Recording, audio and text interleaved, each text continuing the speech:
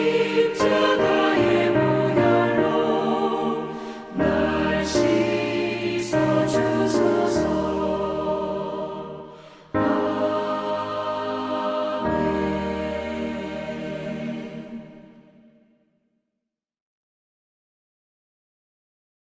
요한복음 1장 9절로 13절 말씀입니다. 제가 봉독해 올리겠습니다.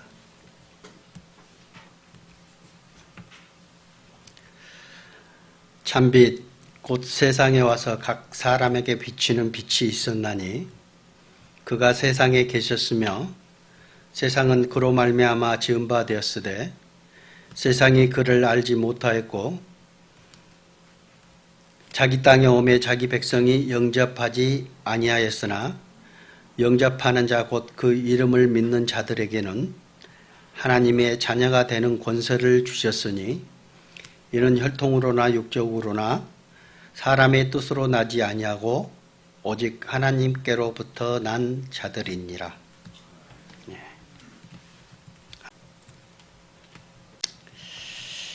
이 말씀은 모든 분들이 잘 아시는 말씀이라고 생각을 합니다. 그러나 항상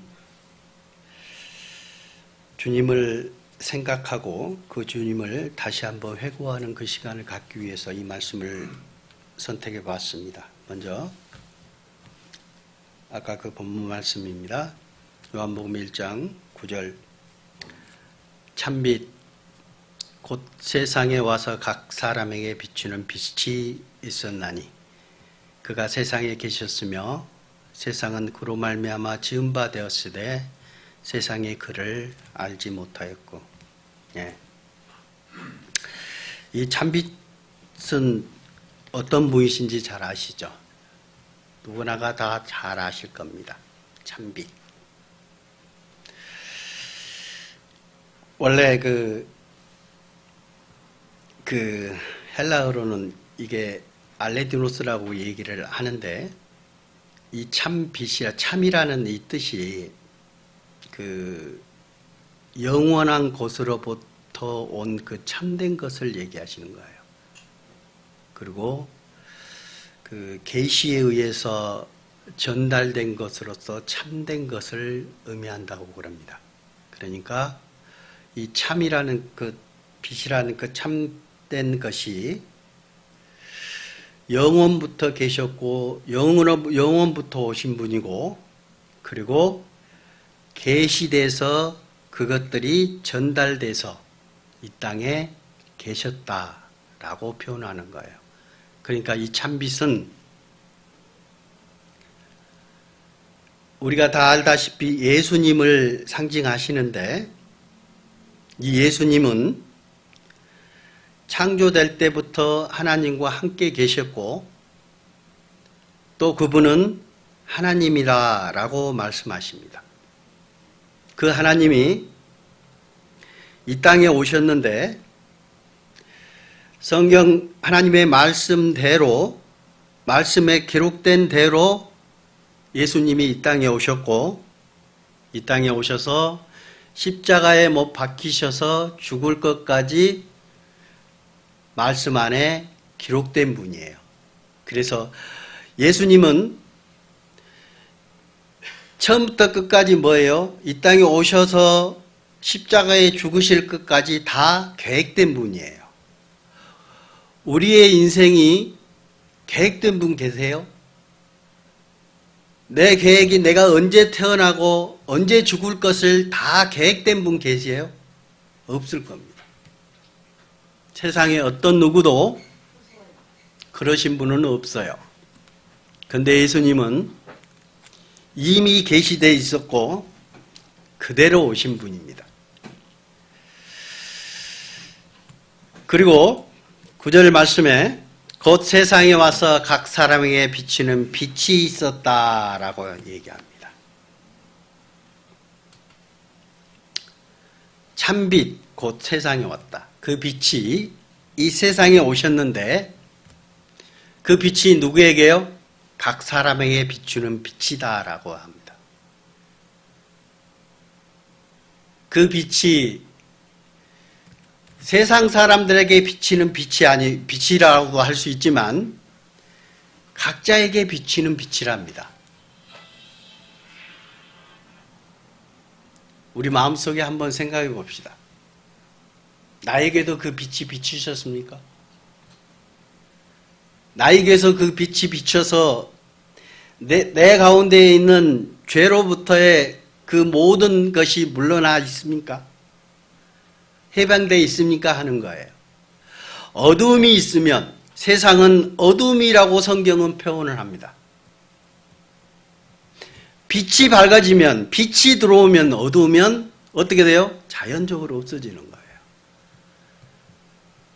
그런데 우리 각 사람에 비치는 그 빛이 우리 가운데 비쳤을 때는 정말 주님께서 이 땅에 오셔서 십자가에서 행하신 그 행하신 일이 내 마음 가운데 믿어졌다면 주님의 빛이 나에게 비춰진 겁니다. 그러면 나에게 대한 그 어두움은 어떻게 됐어요? 저절로 없어지는 거예요. 물러가는 겁니다. 한번 나중에 요즘에는 빛이 너무 좋아가지고 한번 스위치만 딱 키면 갑자기 밝아지죠. 옛날에는 촛불이 있었어요. 촛불 보면 너무 크네요. 촛불을 켜고 싹 가면 어둠이 싹 물러가는 게 보입니다. 그렇지 않아요? 저 어렸을 때 그걸 정말 재밌게 봤어요. 생각을 많이 했었어요. 빛이 오는데 어둠이 싹 물러가고 빛이 이렇게 지나가는 경계선이 있습니다.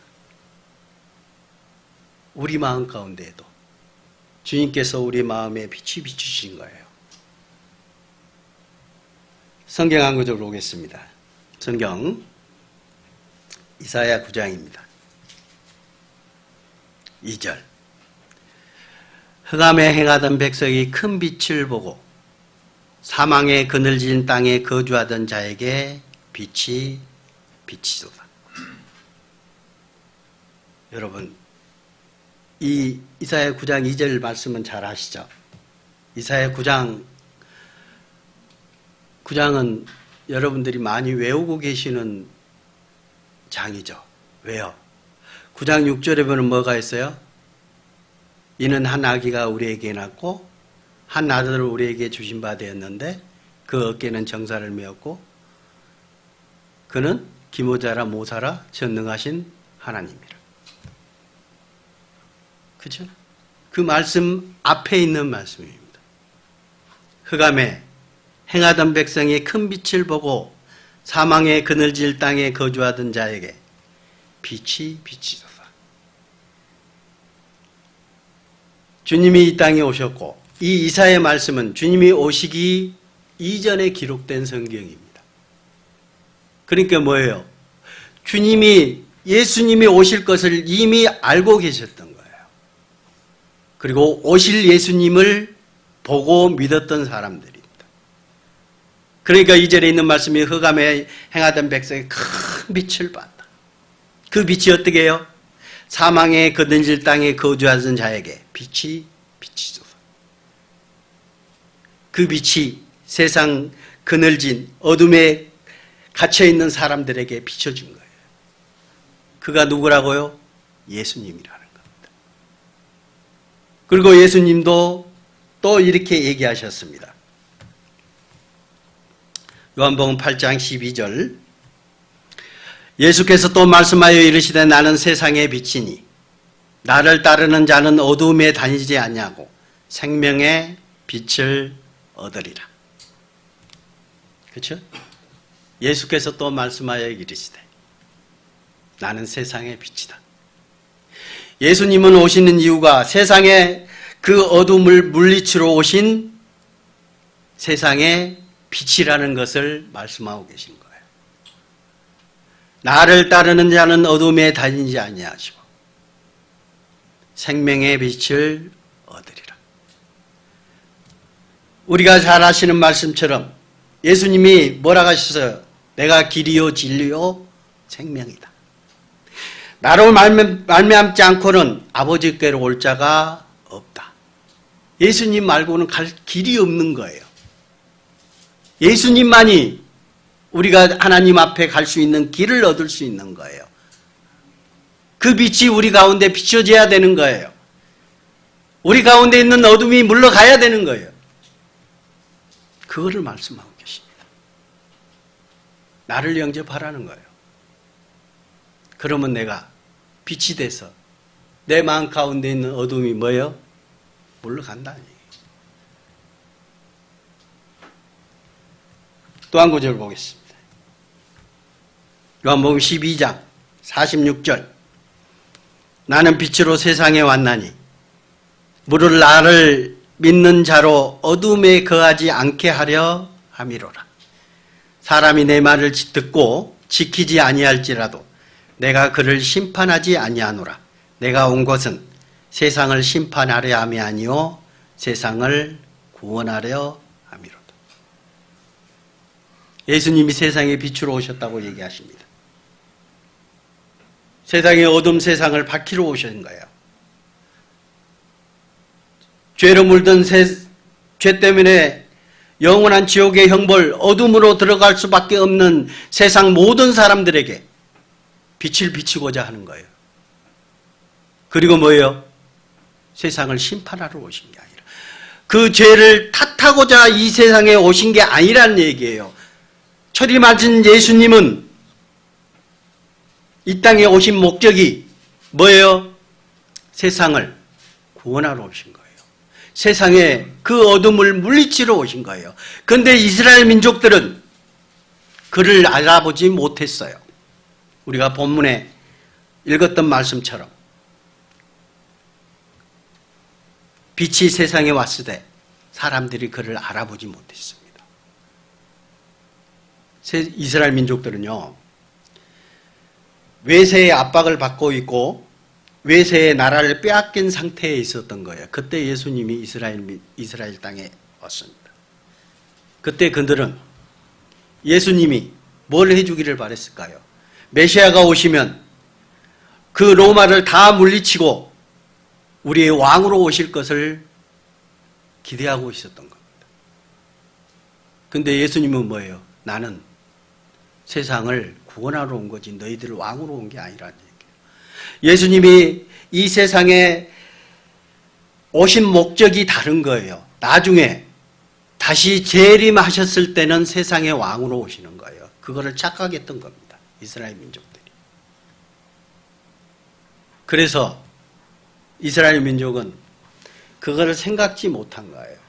예수님이 이 세상을 우리를 구원하실 구원자이심을 잊고 왕으로 오실 왕을 경배했던 겁니다. 그런데 예수님은 왕의 기질이 하나도 없는 거예요. 얘기도 안 하는 것이요. 우리의 왕이 되려고도 하지 않는 거예요.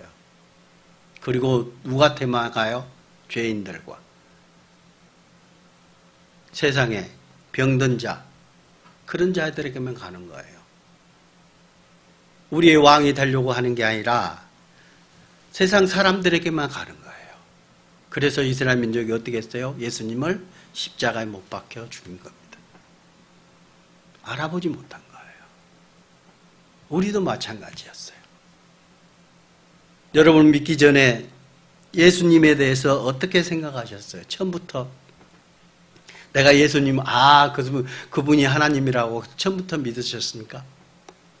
그러신 분도 계실지 모르겠습니다. 근데 저는요, 저를 생각하면은 정말 이 말씀들이 항상 내 마음을 빗으로 꽂아요. 내가 그랬거든요.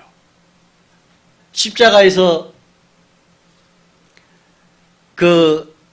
좀 이따 그 말씀도 우리가 다시 상기시켜 보겠지만은 그가 찔리면 우리의 허물을 인하며 그가 상하면 우리의 죄악을 인함이라. 근데 그가 찔리면 우리가 아니라 내가 돼야 되는 거예요. 내가 찌르고 내가 상하게 하고 내가 옆구리에 창을 찔렀던 거예요. 예수님이 참. 왜? 예수님이 피가 필요했거든요. 어떤 분이 예수가 십자가에서 피 흘리시는 그림을 다 보면서 그랬답니다. 저 사람은 무슨 죄를 지었길래 저렇게 험하게 당하셨을까? 근데 그 밑에 뭐예요? 너를 위해서 그랬다는 걸 깨달았다는 거예요. 자기를 위해서. 그분은 그 후로 뭐예요? 그 십자가만 보면 눈물이 날 수밖에 없어요. 감사할 수밖에 없는 거예요. 우리의 생활이 변할 수밖에 없는 거예요. 그가 내 대신 십자가에서 피를 흘리시고 그 생명을 대신 주셨거든요. 얼마나 감사한 거예요. 근데 우리는 우리가 예수를 알기 전에는 뭐예요? 그를 상하게 하고 찌르고 창을 찔렀거든요. 알지 못하고 욕하고 비방하고 예수 믿는 자들을 업신여기고 그랬던 거거든요. 저도 예수 믿는 자들을 엄청 욕하고 다녔었어요. 미친 사람이라고 그랬어요. 근데 알고 봤더니 그가 나를 너무 사랑하사 하나님이 너무 사랑하시기 때문에 나를 구원하시러 그 높고 높으신 곳에서 이 땅에 오셨다는 것을 알았어요. 그분이 바로 예수님이거든요. 감히 이 우주 만물을 창조하신 창조주의 모습으로 계신 분이 내 모습으로 오셨다는 거예요. 사람의 모습으로 이 땅에 오셔서 십자가에서 고난을 받으신 겁니다. 누구 때문에? 나 때문에.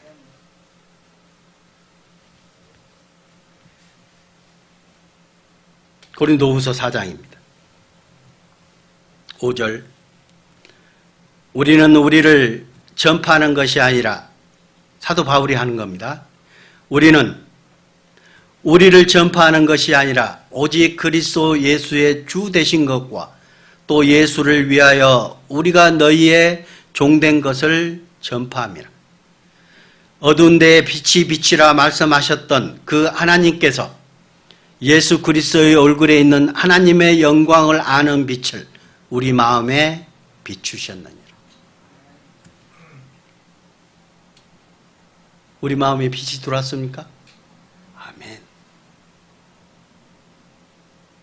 그 참빛이 우리 마음속에 비치고 있습니까? 아멘. 우리는 우리를 전파하는 것이 아니라 오직 사람을 보는 게 아니라는 거예요. 사도 바울이 얼마나 큰 능력을 가지고 이 복음을 전했습니까? 병든 자를 고치기도 했습니다. 근데 그가 추앙을 받는 게 아니었던 거예요. 그는 이렇게 얘기한 거예요. 우리는 우리를 전파하는 것이 아니다. 우리의 능력과 우리가 가지고 있는 것으로 하는 게 아니라는 거예요. 그가 전파하는 건 오직 그리스도 예수의 주 되신 것과 또 예수를 위하여 우리가 너희의 종된 것을 전파합니다. 그리고 6절에는 어두운 데 빛이 빛이라 말씀하셨던 그 하나님께서 예수 그리스도의 얼굴에 있는 하나님의 영광을 아는 빛을 우리 마음에 비추셨나이다. 그 빛이 우리 가운데 들어왔다는 것을 얘기합니다.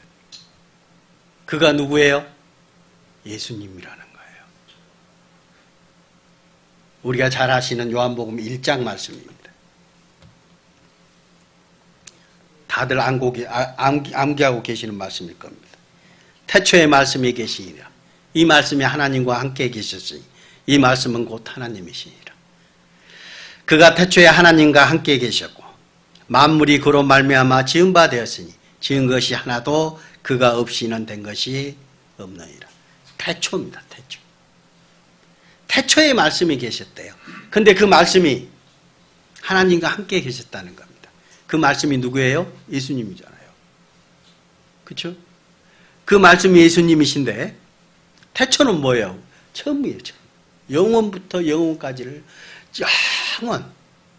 그걸 태초라고 해요.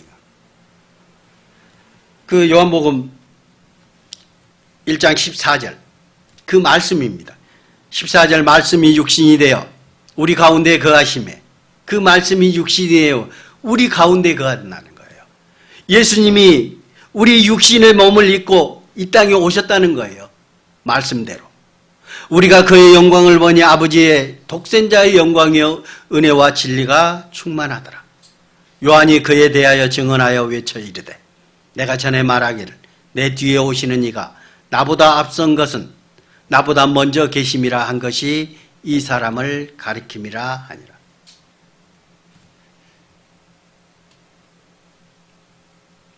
요한이 먼저 왔어요? 예수님이 먼저 왔어요?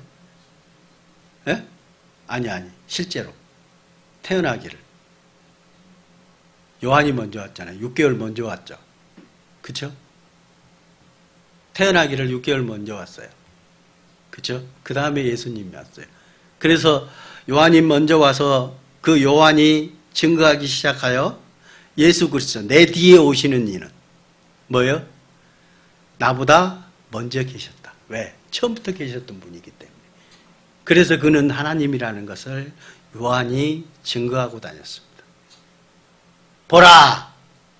요한이 말씀한 세상 죄를 지고 가는 하나님의 어린 양이로다. 그걸 외친 겁니다.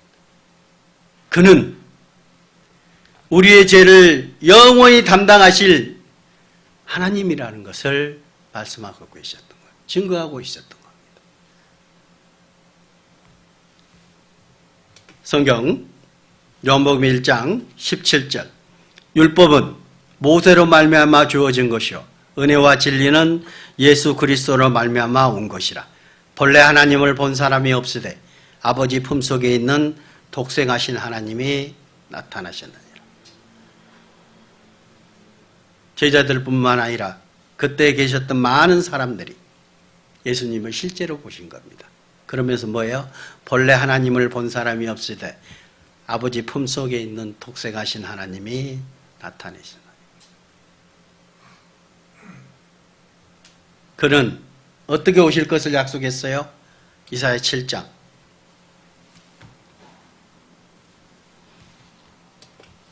14절 그러므로 주께서 친히 징조를 너희에게 주실 것이라. 보라 처녀가 잉태하여 아들을 낳을 것이요 그 이름을 임마누엘이라 하래. 예수님은 어떻게 오셔야 돼요? 이사야 7장 예수님이 오시기 전에 기록한 성경이라고 그랬죠. 그죠? 구약 성경이니까. 근데 태어나기 전에 예수님이 어떻게 오실 거를 처녀가 잉태하여 아들을 낳을 것이다 라고 말씀하고 계십니다. 그리고 그는 임마누엘이다. 임마누엘의 뜻이 뭐예요? 하나님이 우리와 함께 계신다. 그렇죠? 그 하나님이 우리의 사람의 육신을 몸을 입고 태어날 것을 얘기하신 거예요. 그리고 처녀의 태를 빌려서 처녀가 잉태하는 거예요. 경험이 있는 사람이 잉태하는 게 아니라 사람의 씨를 가지고 태어난 게 아니라 하나님께서 처녀의 태만 빌려서 나오신 거예요. 그러니까 아담의 씨로 태어난 사람이 아니라는 것을 얘기하고 계신 거예요. 처음부터 얘기했던 겁니다. 처녀의 태를 빌려도. 그리고 마태복음 1장에도 21절 아들을 낳으리니 이름을 예수라 하라. 이는 그가 자기 백성을 그들의 죄에서 구원할지 하심이라. 아들을 낳으리니 이름까지 정해놨어요. 예수라 하라. 이 모든 일에 된 것은 주께서 선지자로 하신 말씀을 이루려 하심이니 이르시되 좀 전에 읽었던 말씀입니다. 이사야 선지자가 말씀했던 보라 처녀가 잉태하여 아들을 낳을 것이요 그 이름은 임마누엘이라 하리라 하셨으니 이는 이를 번역한즉 하나님이 우리와 함께 계시다 함이라. 선지자의 말씀대로 예수님은 처녀의 태를 빌려서 이 세상에 오셨다는 것을 얘기하고 계십니다. 미가서 5장 베들레헴 에브라다야 너는 유다 족속 중에 작을지라도 이스라엘을 다스릴 자가 내게서 내게로 나올 것이라. 그는 근본 상고의 영혼에 있느니라.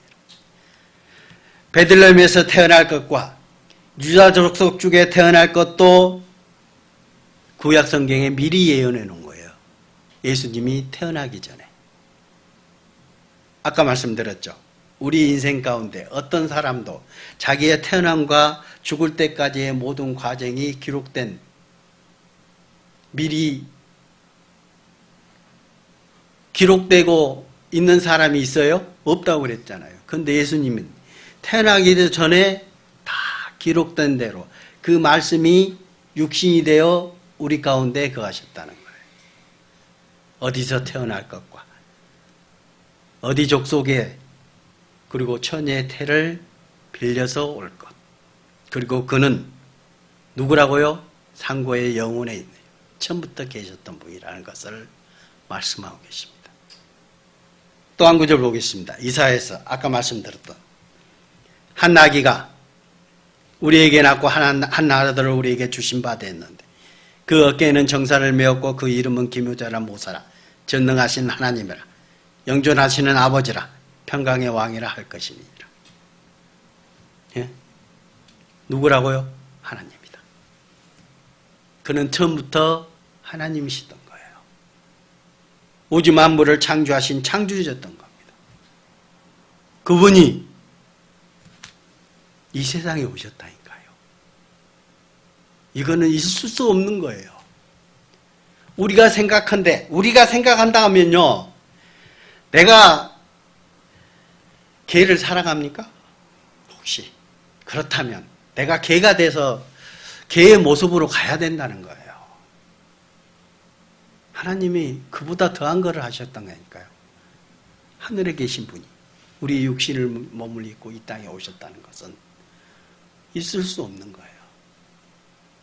얼마나 우리를 사랑하셨으면 그렇게 하셨을까 하는 겁니다. 그렇죠? 근데 그는 이렇게 자라나셨습니다. 성경 이사야 53장. 그는 주 앞에서 자라나기를 연한 순 같고 마른 땅에서 나온 뿌리 같아서 고운 모양도 없고 풍채도 없은즉 우리가 보기에 흠모할 만한 아름다운 곳이 없도다. 한번 보세요. 그는 주 앞에서 자라나기를 연한 순 같고 마른 땅에서 나온 뿌리 같았어. 가물고 비가 안 오고 자라면 식물이 어떻게 자라요? 줄기도 가늘고 키도 안 커요. 예수님이 원래 키가 작으신 분이에요. 근데 가끔씩 우리 저기 있습니다. 제 예수님의 모습은 정말 키가 훨씬 크고 아름다운 모습이에요. 근데 예수님의 실제 모습은 그런 모습이 아니었던 거예요. 왜? 잘났고 잘생기고 멋있는 모습으로 오시면은 그가 그 모습 때문에 인기를 얻는 거잖아요. 근데 그 얘기는 뭐예요? 연한 순 같고 마른 땅에서 나온 뿌리 같아서 고운 모양도 없고 풍채도 없어. 우리가 보기에 흠모할 만한 아름다운 곳이 하나도 없었던 거예요. 그런 모습으로 온 게 아니라 진짜 그 안에 계신 하나님, 그 안에 계신 예수님을 진짜 알아라는 거예요. 진짜 그가 누구인지를 알아라는 거예요. 3절에 그는 멸시를 받아 사람들에게 버림받았으며 강구를 많이 겪었으며 질고를 아는 자라 마치 사람들이 그에게서 얼굴을 가리는 것 같이 멸시를 당하였고 우리도 그를 귀히 여기지 아니하였도다. 예수님이 십자가에 못 박혀 죽으실 때도 사람들이 어떻게 했어요? 그를 뺨 때리고 침 뱉고 심지어는 십자가에서 같이 매달린 그 강도도 뭐라 외쳤어요? 야, 네가 진짜 하나님이냐? 하나님이거든. 좀 때 내려와서 너도 구원하고 나도 우리도 좀 구원해봐라 하는 거였어요. 대부분 믿는 사람들이, 안 믿는 사람들은 그렇지 않아요? 너 예수 믿냐? 그렇다면 좀 증명 좀 해봐라는 거예요. 그가 뭘 해줬냐 하는 거예요. 모르기 때문에 그렇게 얘기할 수 있는 겁니다. 우리도 그를 귀히 여기지 아니하였도다. 우리가 믿기 전에는 다 이렇지 않았어요. 그리고 그는 베드로전서 2장에 그는 죄를 범하지 아니하시고 그 입에 거짓도 없으시며 욕을 당하시되 맞대어 욕하지 아니하시고 고난을 당하시되 위협하지 아니하시고 오직 공의로 심판하시는 이에게 부탁하시며 그는 어떻다고요? 죄를 범치 아니하였다. 입에 거짓도 없으셨다. 욕을 당하시되 맞대어 용하지 아니하시고 고난을 당하시되 위협하지 아니하시고 오직 공의로 심판하신 이에게 부탁하냐. 하나님께 부탁하신 거예요. 저들의 죄를 용서하시옵소서. 저들의 죄를 알지 못하나이다. 내가 왜 죽어야 되는지 저들은 알지 못한다는 겁니다. 우리가 그 모습이었거든요. 그 앞에서 침 뱉고 뺨 때리고 비웃고 그랬던 사람이었습니다. 우리들의 모습이었어요. 24절 친히 나무에 달려 그 몸으로 우리 죄를 담당하셨으니 이는 우리로 죄에 대하여 죽고 의에 대하여 살게 하려 하심이라. 그가 채찍에 맞음으로 너희는 나음을 얻었나니. 그가 친히 나무에 달려 그 몸으로 누구의 죄? 우리의 죄를 담당하신 거예요. 우리의 각자의 죄를 예수님이 담당하신 겁니다. 왜요?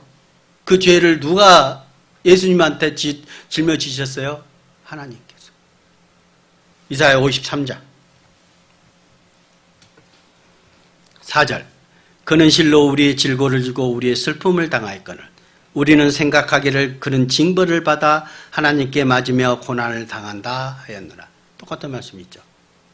야, 십자가를 보면서 십자가상에서 피 흘리시는 그 모습을 보면서 뭐예요? 도대체 저 사람은 어떠한 큰 죄를 지었길래 저런 형벌을 받았을까 하는 겁니다. 근데 5절에 그가 찔림은 우리의 허물 때문이요 그가 상함은 우리의 죄악 때문이라. 그가 징계를 받음으로 우리가 평안을 누리고 그가 채찍에 맞음으로 우리가 나음을 받았도다. 예수님이 창에 찔리고 가시에 찔리고 이게 누구 때문이에요? 우리의 허물 때문에. 그가 상함은 그가 채찍에 맞고 자기 십자가를 지고 골고다 언덕을 걸었어요. 그 많은 희롱과 무시함과 침뱉음과 사람들로부터 외면받는 것을 예수님은 그것을 묵묵히 담당하신 거예요. 누구 때문에? 저와 여러분 때문에. 그가 징계를 받음으로 우리가 평화를 누리고 그가 십자가에서 그것을 참고 끝까지 죽음까지 담당하셨기 때문에 우리가 죄로부터 해방될 수 있었던 거예요. 그가 채찍에 맞음으로 우리가 나음을 받았다. 우리는 다 양 같아서 겉행하여 각기 제 길로 갔거늘 여호와께서는 우리 모두의 죄악을 그에게 담당시키셨다. 하나님께서 우리의 죄악을 예수님한테 담당시키신 거예요. 내가 예수님한테 그냥 갖다 맡긴 게 아니라 심판자이신 하나님께서 우리의 모든 죄를 예수님한테 다 떠넘긴 겁니다. 그러면 심판자인 하나님이 우리를 죄 있다 할까요? 안 할까요? 예? 죄 있어요? 없어요? 그러면 하나님께서 우리 죄를 예수님한테 담당하셨다니까요. 그래서 그 죄 때문에 예수님이 어떻게 하셨어요? 십자가에서 죽으신 거예요. 심판받으신 거예요. 우리의 죄 때문에 예수님이 심판받으신 거잖아요. 그러니까 우리 죄가 없는 거예요. 심판자인 하나님께서 우리의 죄를 묻지 않는 거입니다. 그래서 묻지 않는 거예요. 우리가 잘 아시는 말씀입니다. 이튿날 요한이 예수께서 자기의 나오심을 보고 이르되 보라 세상 죄를 지고 가는 하나님의 어린 양이로다. 세상 죄입니다. 세상 모든 사람의 죄를 하나님이 예수님한테 담당시키셨기 때문에 하나님은 그거를 짊어지고 십자가에서 고난을 받으셔야 되는 거예요. 왜? 죄인은 누구예요? 예수님이거든요. 세상 모든 죄를 하나님이 예수님한테 걸어버렸어요. 그러니까 죄인은 누구예요? 죄인은 예수님이신 거예요. 그래서 예수님이 십자가에서 피를 흘리신 겁니다. 유월절 양. 유월절 양 이스라엘의 민족을 1년 동안 지은 죄를 그 양이 담당한 것처럼 세상 모든 사람의 죄를 예수님이 세상 끝에 나타나서 예수님이 담당하신 거거든요. 그렇죠? 예수님은 처음부터 계셨던 분입니다. 또 몇 군데 보겠습니다. 성경 요한복음 1장 29절 예수께서 나다나엘이 자기에게 나오는 걸 보고 그를 가리켜 이르시되 보라 이는 참으로 이스라엘 사람이라 그 속에 간사한 것이 없도다. 예수님이 나다나엘을 알아본 거예요. 너는 이스라엘 사람이다. 진짜 착한 사람이다. 간사한 게 없다. 그러니까 이 나다나엘이 묻습니다. 어떻게 나를 아십니까? 예수께서 대답하여 이르시되 빌립이 너를 부르기 전에 내가 무화과 나무 아래 있을 때 보았노라. 그 전에 이미 봤다는 거예요. 49절에 나다나엘이 대답하되 라비여 당신은 하나님의 아들이시오 당신은 이스라엘의 임금이로소이다. 알아보는 거예요. 제발 예수가 누구인지를 알아라는 거예요. 요한복음 4장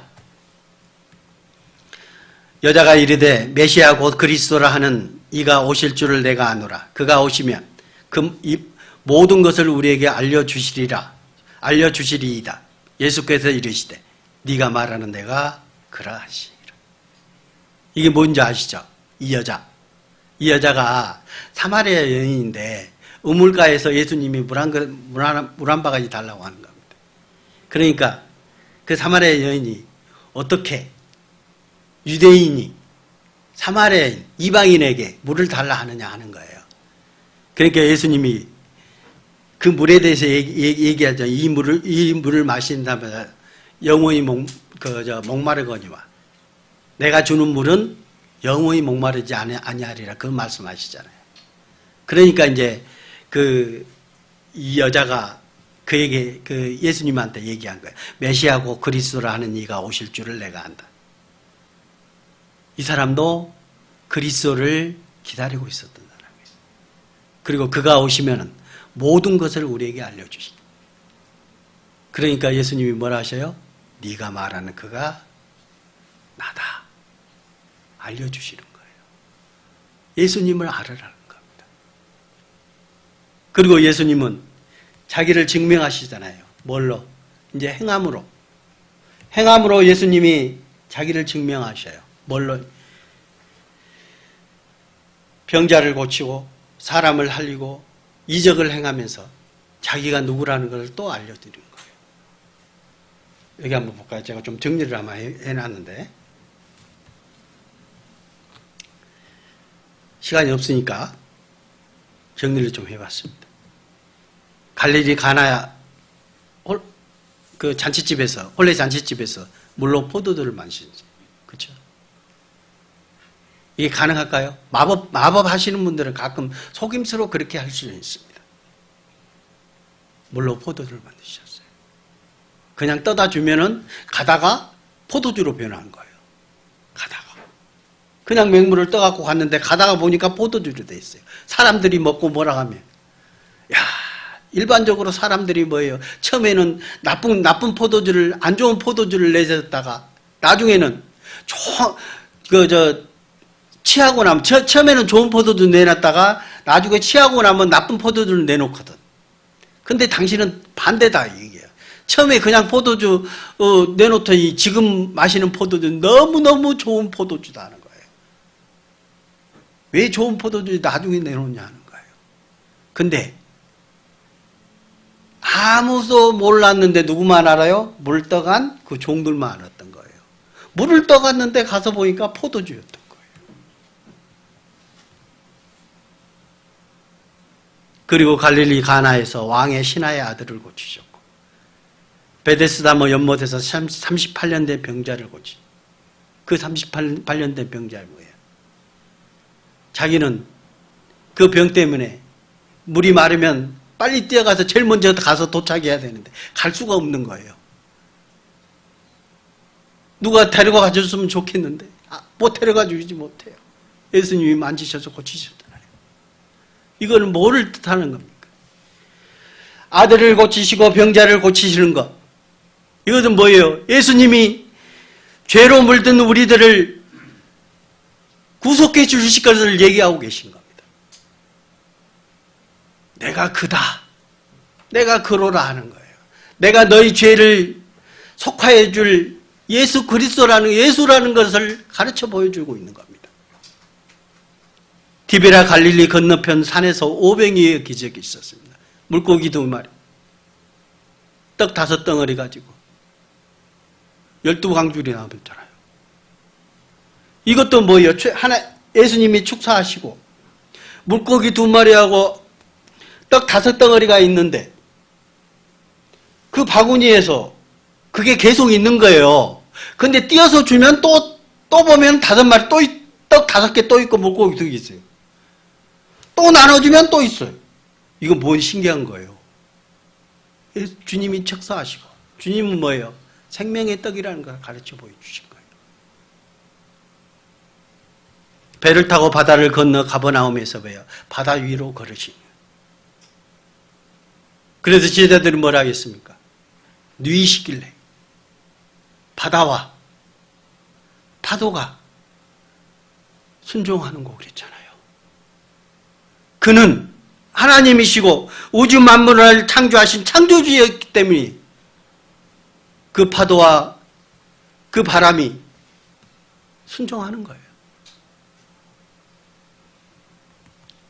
예루살렘 길가에서 맹인된 사람을 고치셨고 베다니에서 죽은 나사로를 살리셨어요. 이건 뭐예요? 생명이신 예수님을 증명하고 있는 겁니다. 내가 그다. 내가 그라는 것을 예수님은 보여주고 계신 겁니다. 또 성경 요한복음 10장 28절 말씀입니다. 내가 그들에게 영생을 주노니 영원히 멸망하지 아니할 것이요 또 그들은 내 손에서 빼앗을 자가 없느니라. 그들을 주신 내 아버지는 만물보다 크심에 아무도 아버지 손에서 빼앗을 수 없느니라. 나와 아버지는 하나니라.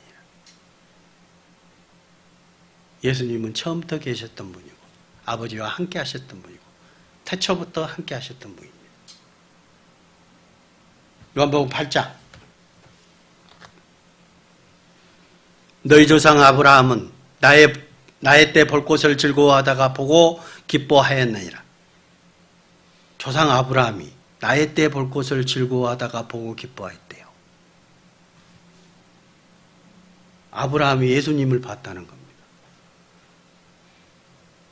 너희 조상 아브라함은 나의 때 예수님이 이 세상에 오셔서 이 세상 끝날에 오셔서 십자가에 못 박히시고 우리 죄를 사해 주실 걸 미리 봤다는 거예요.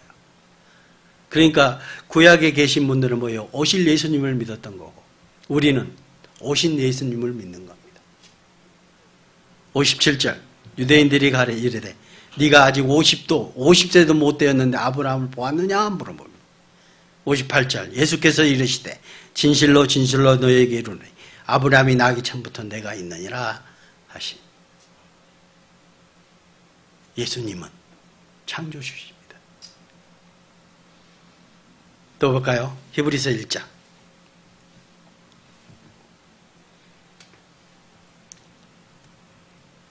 1절 옛적의 선지자들을 통하여 여러 부분과 여러 모양으로 우리 조상들에게 말씀하신 하나님이 옛적의 선지자들을 통하여 계속적으로 말씀하신 예수님이 태어날 것과 그 예수께서 어떻게 돌아가실 것과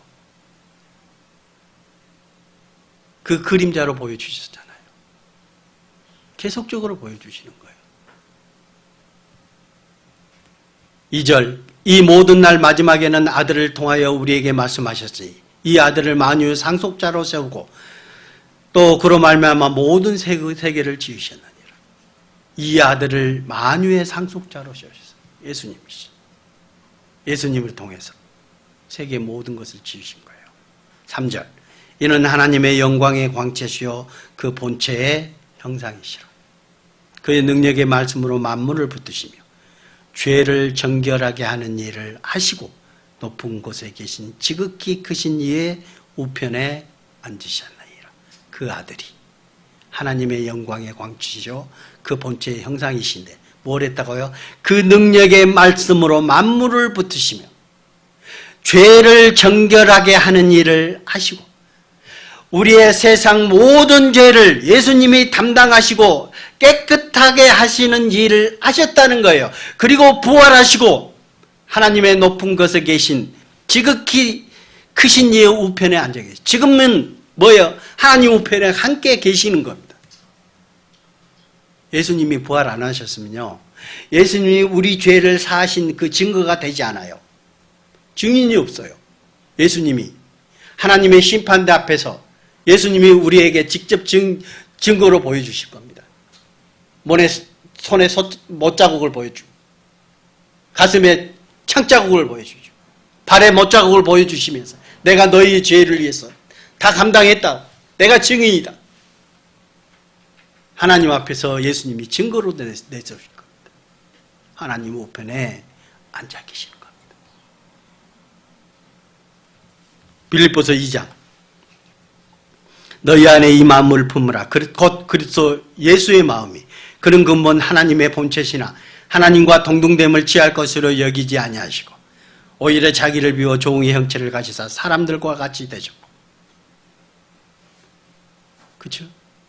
우리 사람들과 같이 되신 거예요. 하나님의 영광에, 그 영광에서 그냥 있어도 되잖아요. 우리를 너무너무 사랑하시기 때문에 우리 죄를 담당하시러 이 세상에 오신 겁니다. 사람의 형체를 가지고. 그리고 우리에게 부탁하십니다. 디모데전서 2장 4절. 너무 잘 아시죠? 하나님은 모든 사람이 구원을 얻으며 구원을 받으며 진리를 아는 데 이르기를 원하시네요. 하나님은 한 분이시며 또 하나님과 사람 사이의 중보자도 한 분이시니 곧 사람이신 그리스도 예수라. 그가 모든 사람을 위하여 자기를 대성물로 주셨으니 귀하게 이르러 주신 증거니라. 하나님이 그렇게 하셨기 때문에 하나님이 왜 예수님을 이 땅에 보내셔서 세상 모든 사람의 죄를 가져가게 만드셨을까요? 하나님은요, 이 세상 모든 사람들이 4절에 있는 말씀처럼 하나님은 모든 사람이 구원을 받으며 진리를 아는 데 이르기를 원하시는 거예요. 세상 모든 사람이 한 사람도 지옥 가기를 원하지 않아요. 그 심판받기를 원하지 않습니다. 지옥은 누구 때문에 만들어놨어요? 사탄 마귀 때문에 만들어놓은 거예요. 근데 하나님을 믿지 않고 마귀를 쫓아가는 거예요. 그래서 그 마귀 따라서 지옥에 가는 겁니다. 그가 모든 사람을 위하여 자기를 대속물로 주셨으니 귀하게 이르러 주신 증거니라. 그가 세상 모든 사람들의 죄를 예수님이 담당하신 거예요. 하나도 빼지 않고. 조금 남겨놨어요. 하나님은 영원부터 영원까지 존재하시는 분이에요. 세상 모든 사람들의 죄예요. 믿을 때까지만이 아니에요. 내 앞으로 지을 죄까지도 세상 끝나는 날까지 예수님은 다 담당해 주셨어요. 만약에 내가 지금 믿고 나서 다음에 또 죄 때문에 심판을 받아야 된다면 예수님이 또 오셔야 돼요. 왜? 이 세상에서는 그 죄를 사할 수 있는 방법이 없기 때문입니다. 그 죄를 또 사하려면 뭐예요? 피를 또 하나님께 드려야 돼요. 그러면 예수님이 또 이 세상에 오셔서 또 십자가에서 또 막 못 박혀 죽으셔야 돼요. 자주 들으셔야 돼요. 그렇게 안 하게 하기 위해서 하나님이 직접 오셨고 세상 끝에 오신 겁니다. 요한일서 1장 태초부터 있는 생명의 말씀에 관하여 우리가 들은 바요 눈으로 본 바요 자세히 보고 우리의 손으로 만진 바라. 이 생명이 나타나신 바 된지라. 이 영원한 생명을 우리가 보았고 증언하여 너희에게 전하노니 이는 아버지와 함께 계시다가 우리에게 나타나신 바 된 이시니라. 하나님과 함께 계시다가 오신 분이요. 근데 그분을 우리가 들은 바요 눈으로 본 바요 자세히 보고 우리의 소리로 만진 바라. 제자들도 그랬고 그 시대에 살았던 사람들이 눈으로 보고 예수님을 만져보고 그들과 함께 생활했어요. 예수님과 함께 있었어요. 그리고 그가 십자가에 못 박히신 모습까지 다 봤던 사람들이에요. 그들이 증언하는 겁니다. 우리는 말씀으로 이것을 보고 눈으로 보고 들고 느끼는 겁니다. 그렇죠? 그리고 그 증언을 이 생명이 나타나시 받은지라. 생명이 나타나심으로 이 영원한 생명을 우리가 보았고 증언하여 너희에게 전한다. 그들이 전했던 그 예수의 그 모습, 그들이 전했던 예수님께서 하신 일, 그것이 우리에게까지 전해졌잖아요. 그래서 우리가 믿고 우리가 천국 갈 수 있는 믿음을 가지고 있는 거예요. 예수님이 오신 게 얼마나 큰 사실인지 영상 하나 좀 보도록 하겠습니다. 진짜냐 하는 거예요. 진짜냐. 얼마나 정확하냐.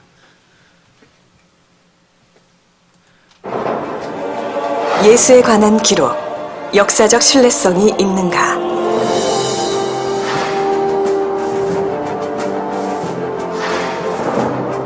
예수의 생애를 담고 있는 성서의 역사적 신뢰성에 대해 문제를 제기하는 사람들이 있습니다. 그렇다면 역사적 신뢰성은 어떤 기준으로 어떻게 뒷받침할 수 있을까요? 일반 역사의 신뢰성을 뒷받침할 수 있는 4가지의 기준이 있습니다. 이렇게 4가지의 기준으로 고대사와 예수의 역사 기록을 비교해 보겠습니다. 구전 전승기간이란 역사적 인물의 생애 혹은 가르침이 문서로 기록되기 전 입에서 입으로 전해진 기간을 말합니다. 구전 전승기간이 짧을수록 그 내용이 변하지 않은 역사적 사실에 가깝다고 할 수 있습니다. BC 2333년에 나라를 세운 당군의 이야기는 이련 스님이 삼국유사에 기록하기까지 약 3600년간의 구전 전승 기간을 거쳤습니다. BC 6세기에 살았던 부처의 생애는 부처가 죽은 지 최소 230년에서 600년 후에 문자로 기록된 것입니다. 이슬람교의 창시자 무함마드의 전기는 무함마드의 사후 약 135년이 지난 AD 767년에 기록되었습니다. 공자의 생애에 관한 유일한 책은 사마천의 공자세가입니다. 공자가 사망한 지 약 400년 후에 기록되었다고 합니다.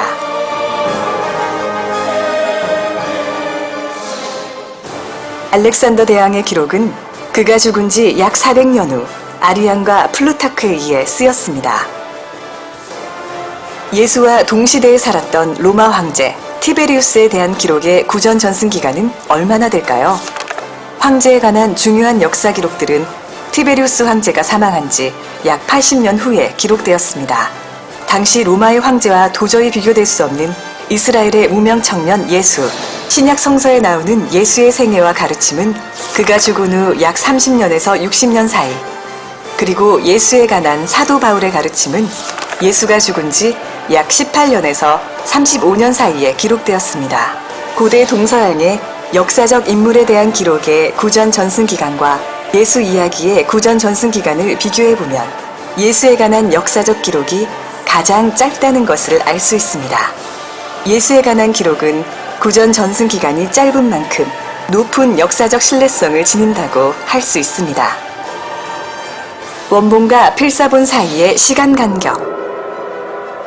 구전 전승 기간을 거친 후 기록된 고대 문서의 원본들은 일일이 손으로 베껴 적어 후대에 전해졌습니다. 이때 원본과 필사본 사이에 시간 간격이 적을수록 그 내용이 원본 그대로일 확률이 높아지게 됩니다.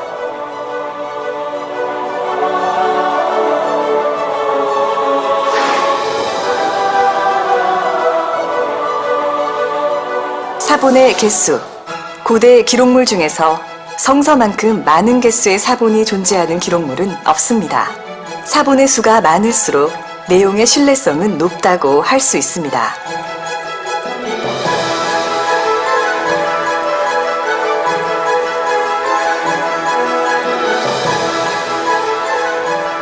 사본들 간 내용의 일치성. 신약 성서는 사본도 매우 많지만 사본들끼리 서로 비교했을 때 그 내용이 놀라울 만큼 일치한다는 것을 알 수 있습니다. 일반 역사의 신뢰성을 가늠하는 4가지 잣대로 살펴본 예수에 대한 기록의 신뢰성. 이 사실들이 말하고 있는 것은 무엇일까요? 예수는 이 세상에 살았던 역사적 인물 중에서 가장 확실한 역사적 신뢰성을 가졌다는 것입니다. 만일 예수의 역사성을 부인한다면 반드시 고대 다른 인물들의 역사성도 함께 의심해야 할 것입니다. 신약 성서에는 하나님의 아들 예수 그리스도의 삶과 가르침이 그대로 기록되어 있습니다.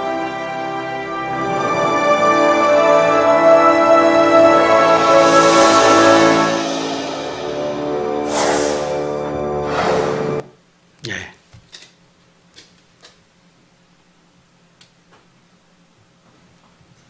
구전전승이라고 그러죠. 사람이 입에서 입으로 전해지는 거예요. 그런데 몇백 년이 지나면 어떻게 될까요? 입에서 전해지면서 뭐예요? 다 바뀌는 거예요. 그러니까 기간이 짧을수록 정확하다는 겁니다. 그리고 사본들 간의 정확성이 몇 프로라고요? 99%라니. 이 성경은 정확하다는 거예요. 예수님이 오신 것도 정확한 거예요. 예수님이 행하신 일도 진짜 정확한 거예요. 세상에서도 이렇게 정확하다고 얘기하는데 하나님은 지금도 역사하고 계시고 지금도 이 인간 세상을 주관하고 계시는 사실입니다. 성경 요한복음 20장입니다. 30절. 예수께서 제자들 앞에서 이 책에 기록되지 아니한 다른 표적도 많이 행하였으나 오직 이것을 기록함은 너희로 예수께서 하나님의 아들 그리스도이심을 믿게 하려 하며 또 너희로 믿고 그 이름을 힘입어 생명을 얻게 하려 함이니라. 예수님이 이 책에 기록된 것 외에도 많다고 그랬어요. 예수님께서 행하신 그런 큰 일들이. 그런데 이것을 예수님께서 하신 일들을 기록한 이유가 뭐라고요? 예수께서 하나님의 아들 그리스도이심을 믿게 하게. 예수님을 알고 믿으라는 거예요. 그리고 또 너희로 믿고 그 이름을 힘으로 생명을 얻게 하려 함이니라. 구원 얻으라 하는 겁니다. 영원한 생명을 얻으라는 겁니다. 예수님으로부터. 그가 행하신 일이 사실이고 그가 행하신 일이 진정성이 있기 때문입니다. 그래서 주님은 우리에게 또 한 가지 말씀하십니다. 디모데후서 4장 1절입니다. 하나님 앞과 살아있는 자와 죽은 자를 심판하실 그리스도 예수 앞에서 그가 나타나실 것과 그의 나라를 두고 엄히 명하노니 너는 말씀을 전파하라. 때를 얻든지 못 얻든지 항상 힘쓰라. 범사의 오래 참음과 가르침으로 경칙하며 경계하며 구원하라. 하나님은 우리에게 이렇게 말씀하십니다. 하나님 앞과 살아있는 자와 죽은 자를 심판하실 그리스도 예수 앞에서 그가 나타나실 것과 그의 나라를 두고 엄히 명한다. 예수님은 부활하시면서 뭘 하셨어요? 본대로 다시 오시겠다 이 말씀하셨어요. 다시 오시겠다고 분명히 말씀하셨습니다. 이제 왕으로 이 세상을 다스릴 왕으로 다시 오실 것을 예수님은 약속하셨습니다. 그러면서 말씀하시는 거예요. 그가 나타나실 것과 그의 나라를 두고 엄히 명하노라. 너는 말씀을 전파하라. 때를 얻든지 못 얻든지 항상 힘쓰라. 범사의 오래 참음과 가르침으로 경책하며 경계하며 권하라. 저는 이 말씀을 하나 드리고 싶어요. 저희 아버지가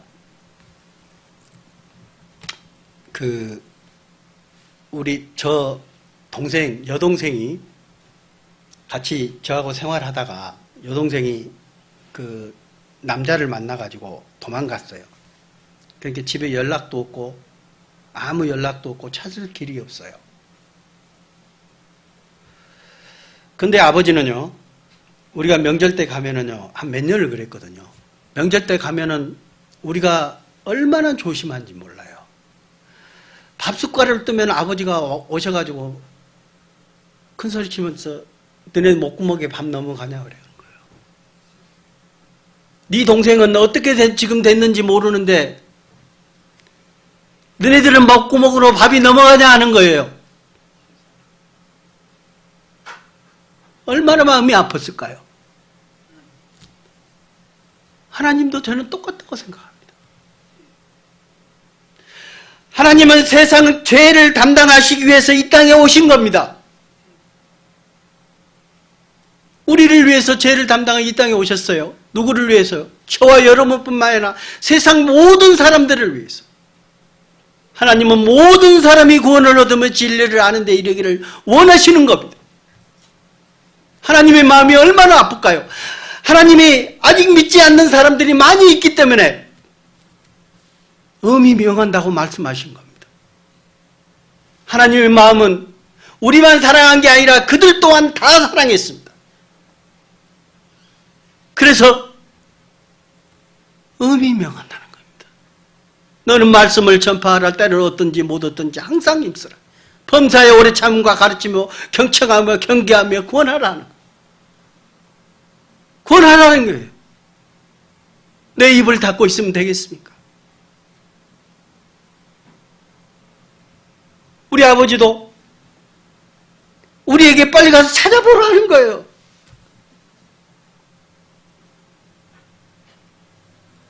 하나님도 똑같은 마음이라고 저는 생각해요. 우리에게 너희들이 가서 전하라는 거예요. 그들 또한 내 사랑하는 잘하는 것을 하나님은 말씀하고 계십니다. 하나님께서 세상을 이처럼 사랑해서 우리만 사랑한 게 아니에요. 믿는 자만 사랑한 게 아니었어요. 세상을 이처럼 사랑하셨어요. 그래서 독생자를 주신 겁니다. 그래서 엄히 명하는 거예요. 하나님 앞과 살아있는 자와 죽은 자를 심판하실 그리스도 예수 앞에서 명하는 겁니다. 우리에게 또한 명을 하고 있습니다. 우리에게 또한 발길을 돌리고 가서 입을 열으라는 겁니다. 그게 하나님이 우리에게 명하시는 겁니다. 본문 말씀 읽고 마지막 구절로 하고 마치도록 하겠습니다. 9절 참빛 곧 세상에 와서 각 사람에게 비치는 빛이 있었나니 그가 세상에 계셨으며 세상은 그로 말미암아 지은 바 되었으되 세상이 그를 알지 못하였고 자기 땅에 오매 자기 백성이 영접하지 아니하였으나 영접한 자 곧 그 이름을 믿는 자들에게는 하나님의 자녀가 되는 권세를 주셨으니 이는 혈통으로나 육종으로나 사람의 뜻으로 나지 아니하고 오직 하나님께로부터 난 자들이니라. 네, 함께 기도하시겠습니다. 은혜와 사랑이 많으신 아버지 하나님 감사합니다. 저 높고 높으신 곳에서 우리의 죄를 담당하시려고 우리의 사람의 몸에 있고 이 땅에 오셔서 십자가에 못 박히시고 우리 죄를 영원히 담당하여 주신 주님 감사드립니다. 우리가 주님의 은혜를 깨달은 저희가 아직도 세상에 주님을 믿지 않는 사람들이 너무나도 많습니다. 그들에게 저희의 입을 열어주시고 저희의 발걸음을 인도하여 주셔서 많은 영혼들에게 주님의 뜻을 전하고 주님의 은혜를, 주님의 사랑을 전파할 수 있도록 인도해 주시옵소서. 저희가 세상 살아가는 동안 너무나도 힘든 과정들이 너무나도 많습니다. 그럴 때마다 주님께서 우리를 위로해 주시고 우리를 치유해 주시고 우리를 주님의 말씀 가운데로 인도해 주시기를 간절히 원합니다. 항상 말씀으로 주님의 뜻을 나타내 주시고 우리가 그 말씀으로 우리 영혼의 양식이 돼서 주님 앞에 섰을 때 부끄럼 없는 저희가 될 수 있도록 인도하여 주시옵소서. 우리를 사랑하시는 예수 그리스도 이름으로 감사하며 기도드렸습니다. 아멘.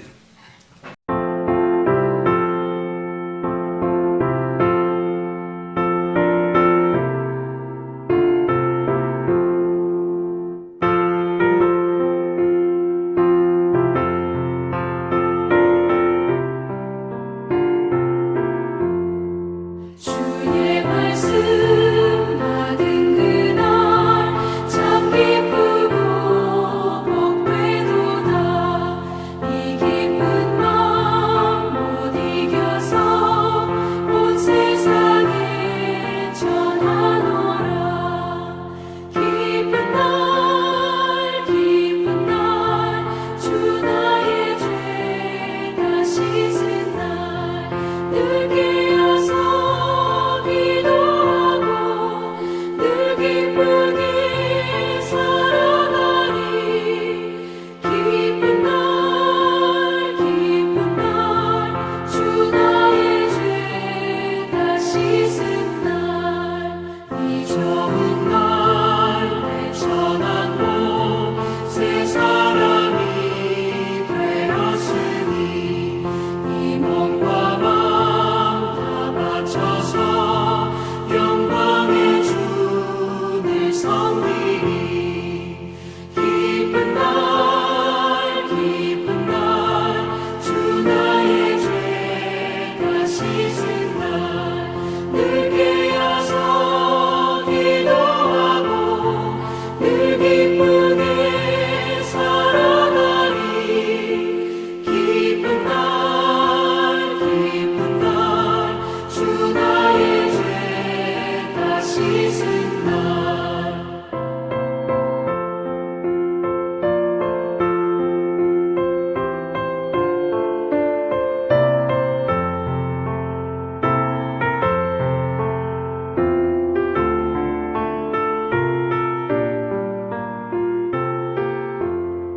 새 사람 된 그날부터 평안한 마음 늘 있어서 이 복된 말 전하느니 나의 본문 삼았도다. 기쁜 날 주 나의 죄 다 씻은